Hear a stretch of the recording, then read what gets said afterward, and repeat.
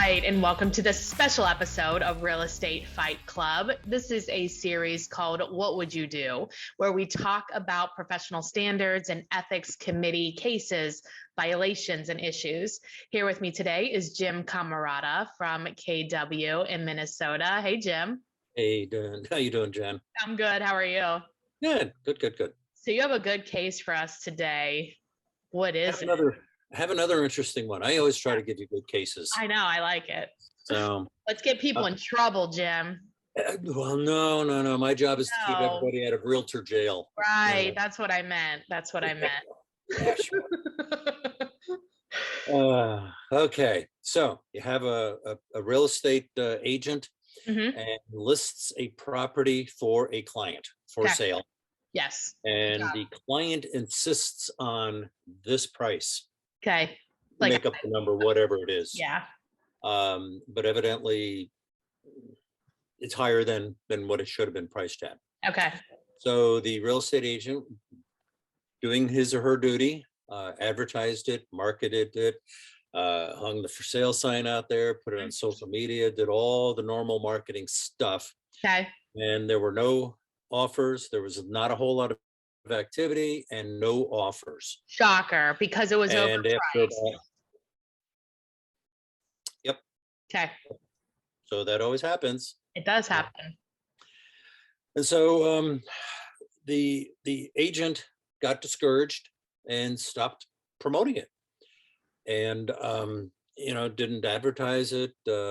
Just wasn't doing a whole lot to promote this overpriced listing, and wasn't really communicating a whole lot back to the client. Oh no. So the client was saying, I wonder what's going on, and called the real estate office pretending to be John Q. Public and inquire about this particular property.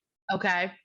And the agent who responded at the listing broker's office said, oh yeah, it's we're not marketing it. There's very little interest in the property because in our opinion, it's overpriced and it's not as attractive a value as other properties that we can show you. Oh my God.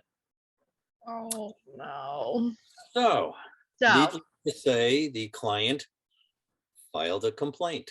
Yeah, they should have filed a complaint. What article is this that they referenced? Article 1. Do you have the article? What does it say? It says, when representing a buyer, seller, landlord, tenant, or other client as an agent, realtors pledge themselves to protect and promote the interests of their client. This obligation to the client is primary. And it's, Yeah. So I think I don't know. Let's take a break. I need to collect my thoughts. And then we'll see. Well, yeah. Collect away. I'll drink my vodka. You drink your vodka, and I'll tell you about a couple of partners. So the 2 partners that I want to mention today is, the first one is Monica's social media marketing company called Ghost Poster. And a lot of us know we should be posting every day on social media. As Monica says, where our real estate flag, we should have a flag. Don't you think? What would be on it? A tiara? I don't know. Anyway. Right. Yeah. The thing that I like about Ghost Poster is she'll just send you what to post, and you just copy and paste it and post it. And you do that for 6 months, and then you'll get used to what your friends like, and it'll just be a lot easier for you. You'll get into the habit. It's a lot better. We all know we should be doing it. Go sign up. So you can go to mycoachmonica.com, type in Fight Club, and you will get a special promotion. The other one is to my coach, Coach John Kitchens, who we've talked about having a coach on this often. Everybody needs at least one coach so that they can show you how to get to your goal. Because if you knew how to get there, you'd already be there. And you're not. So it's always good to have somebody in your corner. You can go to callcoachkitchens.com, enter in Fight Club for a special promotion. All right, Jim. So do I think he's in violation of Article 1? Yes. Why? Because here's what I think. If as the agent, as a listing agent, we have told these sellers that we are going to help them, and we have said we will do these things in order to help you. Now, sometimes that doesn't work, right? So if they're deciding to list at a price that somehow waivers what we are going to do to help them, I think we need to tell them that, look, I cannot help you at this price, or this is what you can expect. We will do this, but you need to, do you agree that when we do all this, and if we don't have an offer, that we will then go back and look at the data and adjust the price according to the data. There is no evidence showing that this price you will get, and then have them pre-sign a listing. Now, sometimes we make mistakes. We say, okay, we don't communicate properly, that it's not going to work, whatever happened, or we did communicate, they didn't hear, whatever, it doesn't matter. And then it doesn't work. It does not mean that you stop working. What you either need to make a decision to continue working for them, help them get to a better price, or cancel your contract. Mhm. Yeah. I just don't think, it's not nice. This is like dating somebody you don't like anymore. That's not nice. Yeah, well, here's kind of the premise that I've always operated under. What's in the best interest of my client? Right. And if I continue to market it, I darn well better be communicating with my client, Right. sending comps, giving market updates at least twice a month, if not more It frequently. really should be like once a week. Yeah. And do you have showing time? Do you use that software program through your multiple I lists? do hesitantly. Okay, there's a mechanism in there where you can look at the number of showings Mm-hmm. for different locations, price ranges, and things Right. like that. You can say So what's you can look at the in the number of market. appointments. Yeah. Yeah, and so you can use that additional tool to make your argument with the client. So I you think there's can't a give lot up. that can be done. I think ignoring people and hoping that whatever the issue is going to go away is a terrible way to run a business. Yeah, It's and not very this is nice a to business. treat. Yeah, and it's not very nice to treat people that way.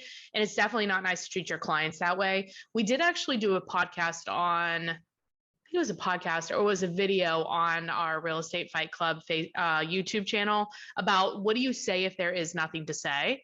And to your point, you could talk about the market. You can, I mean, there's a lot of things to say if there's nothing really to say, right? Oh, I've done that. I'll contact them and I'll say, I'm contacting you to let you know that I have nothing to say. Right. Oh, Nothing to anything. report. Right. Because they're going to have ideas, right? Like, what are your questions? Here's the next steps. Here's what I think we should do. What are you thinking? It's just a much better way to communicate, you know? Like, we should have communication classes instead of ethics classes. Can you Yeah. bring that up at the board meeting next time you go? Absolutely. I think it would be And better for everybody.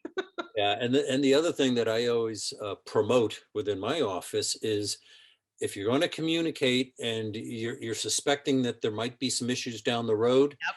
document, Yep. and then document some more. So Right. either emails, text messages, just have a paper trail, even though it's electronic. No, that's really good. I'm not good at that. I'm the type of person, it's like, look, I think that as agents, we know what questions our clients have, and we should address them before they ask.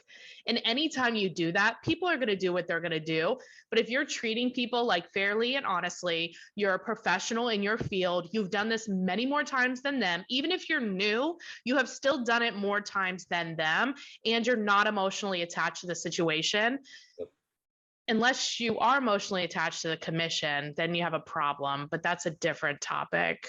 Yeah, you should never spend your commission before it's paid. Have you seen the meme where it's like this guy buys a cheetah and then the like cheetah is sitting in the front seat with him of his car, and it's like, you spent your commission check before you got it or whatever. Now you found out the closing's delayed, and he's like looking at the cheetah. Have you seen this meme? No, I haven't seen that. Hilarious. So this was a case though, and they can This find is an actual case. Yeah. So what did they say? The hearing panel did find the agent in violation of Article 1. Yeah. And I'll read it to you. That he had been unfaithful in his obligations and not advising his client of his conclusion that the property was overpriced Yep. based on the response to his initial sales efforts, and in withholding his best efforts to bring about a sale of the property in the interests of his client. Yes, that's exactly what happened. In violation. And in our multiple list, Hmm. and in our association, and this is for the state, the number one article that has had the most alleged violations is Article 1. Is Article Not 1. Yeah. protecting the interests of our client. So I mean, it's Also, critical. like, fair. He did that. That's a tattletale one too. That's like a tattletale article. Also, it's like it's not fair. And just because you don't think it's fair doesn't mean it wasn't fair, or it doesn't mean that fairness is required. So, like, I can see why that article would be like the number one. But I'd be curious as to like is there like specific instances that are like always coming up in that article? I'll know after tomorrow's training class on this. Good. Dot, dot, dot. Stay tuned for We have our annual Professional Standards Committee training session tomorrow. So that'll be good I'll for come back with February. yeah, my head bursting with information. Perfect. Perfect. Well, Jim, that was a really good one. Any final thoughts on that? Again, just base everything that you do on what's in the best interest of my client. Hello. And then communicate. Right. Is there such a thing as over communicating? No, I don't think so. rarely. Every once in a while, but like rarely. I'd rather be over communicated with than under. Me too. Me Yeah. too. And I get the feedback. Jim, thank you for keeping us informed. Right. You know, you've made this so easy, and I just agree. do the right thing at all times. 100%. Make it win-win. Yep. Yeah. Well, Jim, if people have questions for you or they have a referral for you in Minnesota, what is the best way to get a hold of you? Okay, text or call 612-562-7461 or email me at jimcamarata@kw.com. Perfect. Thanks, Jim. All right, thanks, Jen. See ya. Bye.